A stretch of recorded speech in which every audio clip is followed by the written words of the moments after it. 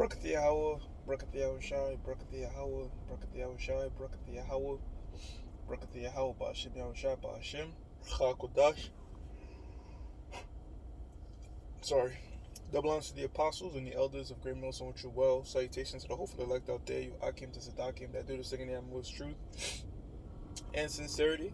I'm the priest Shaman. Alright, this week's topic is going to be entitled Who the Sanctions Really Hurt. This is inspired by yesterday, President Joe Biden announcing the fact that they will be putting sanctions, increasing the sanctions on Russia, such as banning the import of Russian oil. Now, Ron Paul of the Ron Paul Liberty Report put out some very inciting information on this topic. For one, as the title says, who's this really hurting? Is this hurting Vladimir Putin? Absolutely not. It's hurting the average American, right? Because the elites that control different governments, if gas goes up, what does it matter to them? They have millions of dollars. It's the average people that it hurts. And they can't take blame for that, right? So they have to put the blame on someone else. So over here, even though you're paying more at the pump, they can't say it's their fault. They gotta say it's Vladimir Putin's fault, right? That oil is going up, and you paying more at the gas tank. Well, Stephen Colbert, all right, a left-leaning political comedian type dude, he has his own show. He said, "Look, I'm willing to pay $15 for Ukraine's independence and such at the pump." And then jokingly says at the end of the day, it doesn't really matter to him because he owns a Tesla. So you see the minds of these elites that they don't give a hell about the common person. The guys is, we're doing this for Ukrainian independence because Russia is terrorizing Ukraine. However, another important stat that was brought out on the Ron Paul Liberty Report was that so far the numbers have been released since Russia's soft invasion of Ukraine. Only about 400 casualties, right? Now, what about when the United States went in Iraq? 4,000 casualties in 3 weeks. When the United States went into Iraq, it was almost 7,000 in 3 weeks. So you see the hypocrisy. You see the double standards, right? And also Zelensky is changing his stance on the United Nations. It's very different than what I heard on the radio this morning. On the radio, they're saying Zelensky is pretty much on the stance of, we need our independence and such. But news is his actual quotations are he's sort of underplaying joining the United Nations. He's actually talking down on NATO. I'm sorry, I keep saying the United Nations. He's actually talking down on NATO, that he doesn't want to do it anymore, And I've mentioned that this whole thing is one giant wealth transfer. Well, check this out. Also brought out in the Ron Paul Liberty Report, that these Russian assets, these Russian stocks were banned on a lot of European and American exchanges. However, China was able to buy up these Russian assets for pennies on a dollar, man. Dirt cheap. And it makes you wonder, how deep does this rabbit hole go? Because we know that Joe Biden has entangling alliances with the Chinese and the Ukrainians. So how much of this is staged to try to transfer that much wealth into the hand of the Chinese? There's a lot of it, it just makes you wonder how much of it really truly is orchestrated. And will they orchestrate things to make tons of money at the expense of lives and wealth of the average person? They have, and they've been doing that for centuries, man. So many lives could be lost, different geopolitical strategies could be made, and a lot of money could be made, at the expense of the average folk. Hey man, the scriptures don't lie when it says never trust the enemy. Ecclesiastes 12:10. There's no true, you can't take anything the so-called white man does and say for face value, and his track record proved that. As it says in the book of Psalms 55, the words of his lips are smoother than butter. We're here to treaties. We're here to protect this nation's sovereignty. And, if you believe that, and a lot of people actually do believe that. A lot of people sit in front of CNN,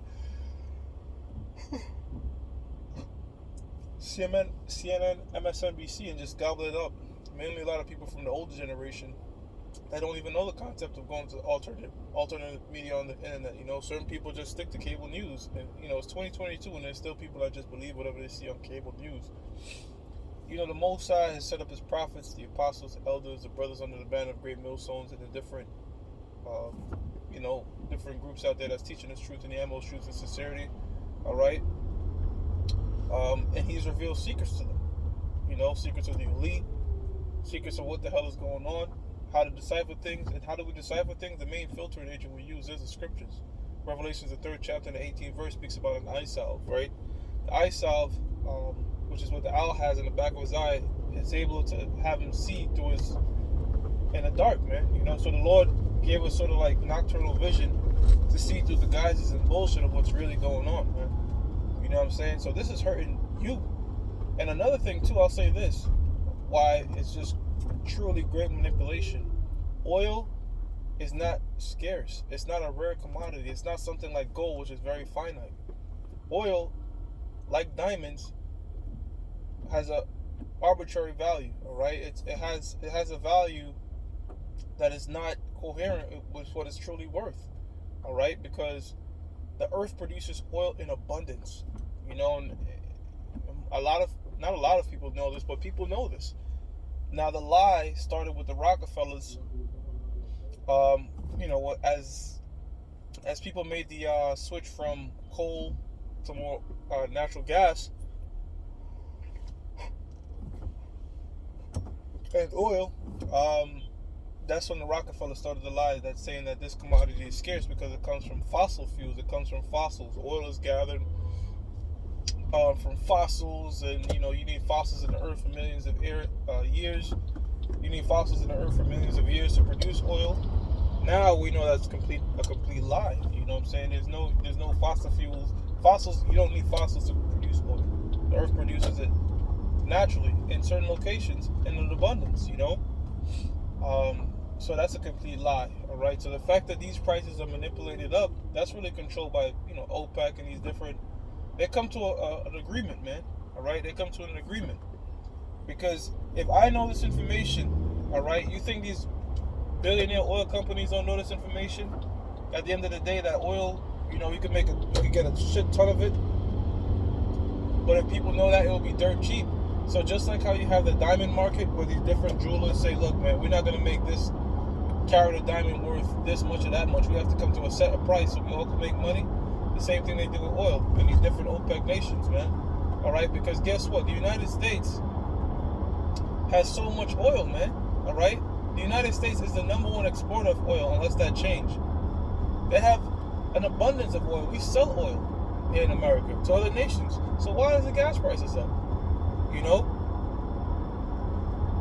Because certain politicians will choose to rather say, let's export the oil, all right? And then that exportation, the taxes are involved, raises the price of oil. But that has to be some sort of backdoor deal, man. All right? Hey, when this guy Trump was in office, he was encouraging fracking. Say what you want about Trump, but the guy was a pure nationalist, man. All right? All of his interests, all of his vested interests was in America's vested interests. All right? So they were doing stuff like fracking and all this type of stuff, pretty much relying on the energy of the United States to take care of the United States. One thing he also didn't want to do is he didn't want to tamper with the situation in Ukraine. And look, you got companies like Lockheed Martin, Northrop Grumman, all these other military companies, man, their vested interest is war. All right, is war. Even if when they want war, they don't want a war with a goal in mind. They don't want something like World War II where there's a set enemy or a set. They want a war where it can be prolonged. So they'll tell you, so this is a war on terrorism, this is a war for independence and democracy, because you can't shoot that stuff in the head and it'll be the end of it, Their whole thing is like occupancy, right? How can we occupy and continually send out military aid to Ukraine and these different other nations, okay? Because it's a simple concept of, it's better to have a cow than to have a glass of milk, because you can continually milk the cow. So these are sort of the wars that they create. They create wars now that can be sustained. You know what I'm saying? So they could continue making money. That guy Trump, he wasn't doing much of that, so they had to get him out. You know, very similar to what happened in Venezuela concerning the sanction issues. When they wanted Nicolas Maduro out, they was putting sanctions on Ecuador. But was that really hurting Nicolas Maduro or the average person in Venezuela? They saw an increase in price inflation, all right, because they had to pay more to get their goods. So the average person suffers, you know what I'm saying? The average person in Russia and Ukraine are suffering from the sanctions, not the elite oligarchs, okay? The average person in the United States is suffering from the price in gas. And look, oil going up doesn't just affect gas prices, all right? That affects the price of goods, the price of different things, because, for example, all right, if it's more gas required for the trucking company to take certain goods from one state to the next, all right, then that's going to affect the price of goods, right? So the price of oil going up doesn't just stop at oil, man. That's like if you see food prices going up, you're seeing everything else around you going up, because it affects a lot of other things, man, right? So how much is it, what will be the tipping point? What will be the tipping point where Americans say, enough is enough, and start taking to the streets and taking actions or whatever? Who knows? They might push them to that point, because, the scriptures do speak about civil unrest happening in the book of 2 Ezra, the 15th chapter, but the American people have become so docile, so tame, mainly primarily the food they eat and such, has made them completely docile and tame, all right, that the government gets away with more and more thing, man. If anything you should learn is that the government involvement in things, all right, only make things more expensive, all right?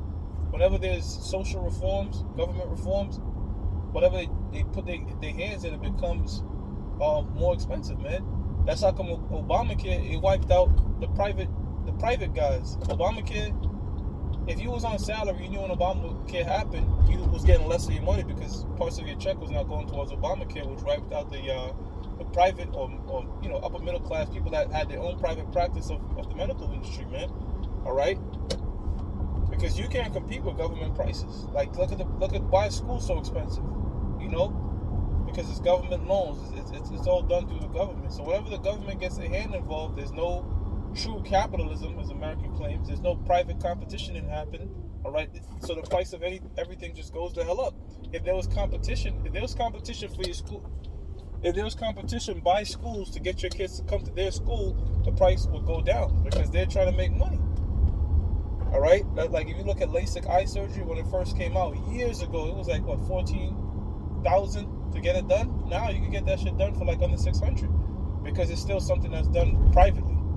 If the government was involved, it would probably be damn near like heart surgery. Still super expensive. I'm sure if heart surgery was left without the government involved, no social government response with that, then shit, man, who knows? Well, heart surgery could probably be couple thousand dollars, man. They have the technology to do it, So whenever the government says they involve or try to help the people, just know it's a lot of times for their own detriment, man. You know what I'm saying? And why is that? Because a so-called white man, all right, he deals treacherously, man. Okay, they have these things. They formulate different laws and decrees in secret, all right. But they know what will be the repercussions of them, man. All right, it's to keep the people in a fucked up mourning state. That's why the scripture says, when the wicked bear rule, the people mourn, but when the righteous bear rule, the people rejoice, man. And who the hell is really rejoicing but a small few? Okay? Only a small few is rejoicing. All right? The ones that have the foresight of things that's going to happen, and the ones that are at the very top. Okay? Thankfully, through the spirit and power of Yahweh Bashim Yahushua, we know that this won't go on much longer because there is an end in sight. All right? What's that end?